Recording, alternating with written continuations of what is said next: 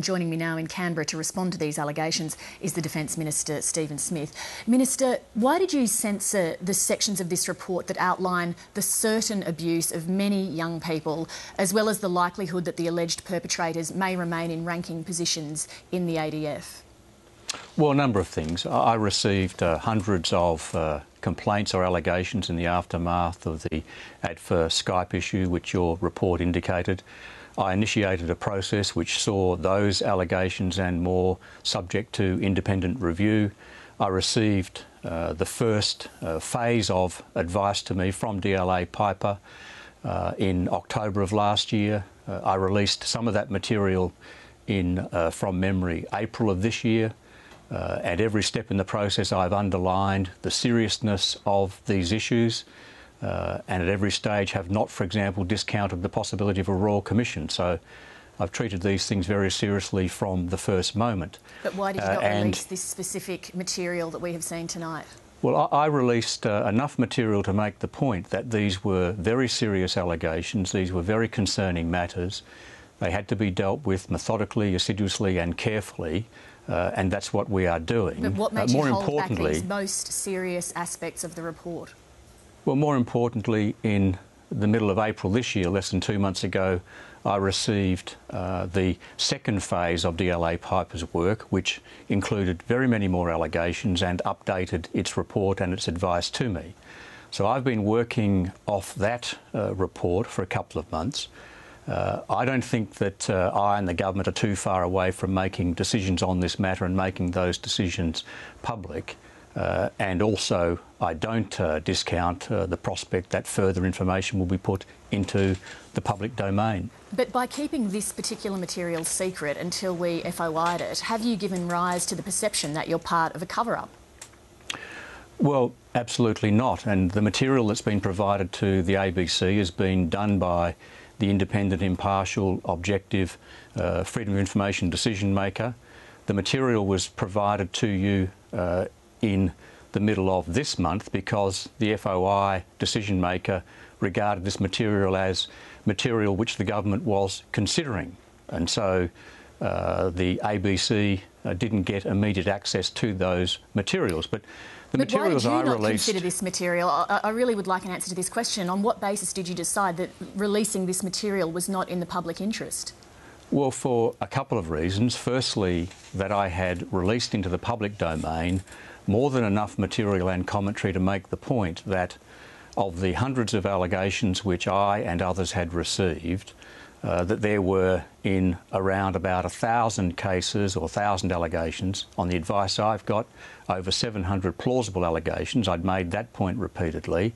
I've never discounted the notion of further legal or judicial investigation, including a Royal Commission. Okay, all right. I had released sufficient materials to underline the seriousness of that, and okay, the further material. Those points. So let's move on. You've made those points. Well, as we've heard in let me make another point. Only if you're going to answer the question.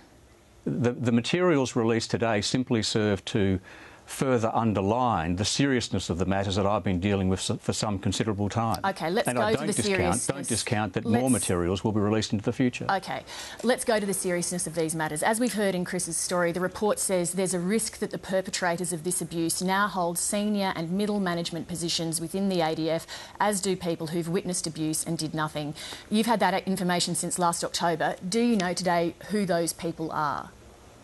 Well, of course not. There is a risk that that is the case. There's a possibility that that's the case. But why we are proceeding methodically and carefully with this at two levels is these are, as the papers that have been made public make clear, these are still untested allegations. But right now, are there investigations going on to find out who these people are who are still potentially in the ADF? Well, firstly, these are untested allegations, and the DLA Piper report makes that clear. It says actually that it's certain that many boys and young people were abused. It says that there are 700 or more plausible allegations. That's the first point.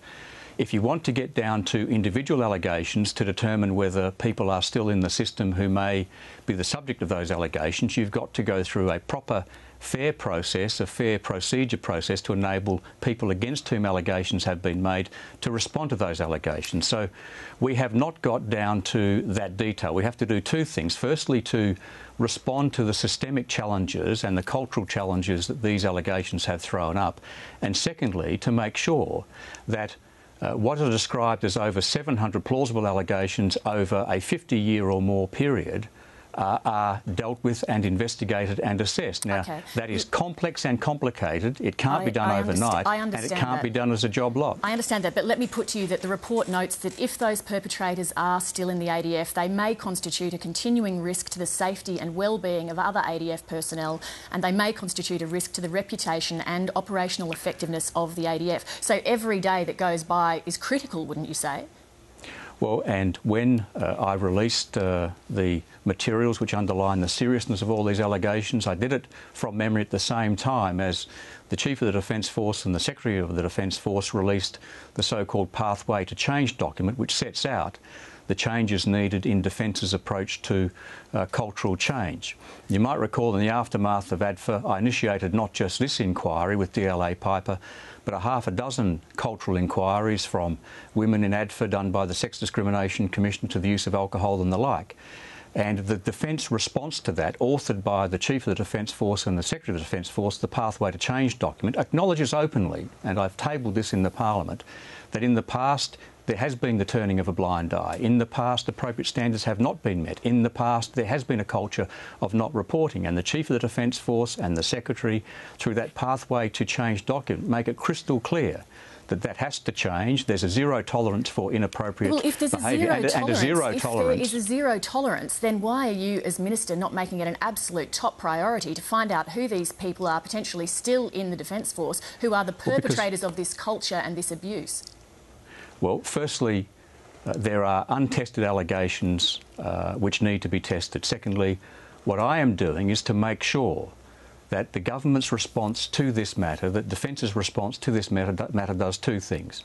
That we have systemic change to make sure we've got zero tolerance, no more turning of a blind eye, making sure that there is a culture of encouraging people to report so that these things don't occur again. But secondly, that people who are either the victims of the perpetration of these alleged deeds and the people against whom allegations have been made have got a fair opportunity to put their point of view. So you can't assume... How are you going to get to the bottom of that without something like a Royal Commission that has powers to compel people to appear and is fully independent of Defence?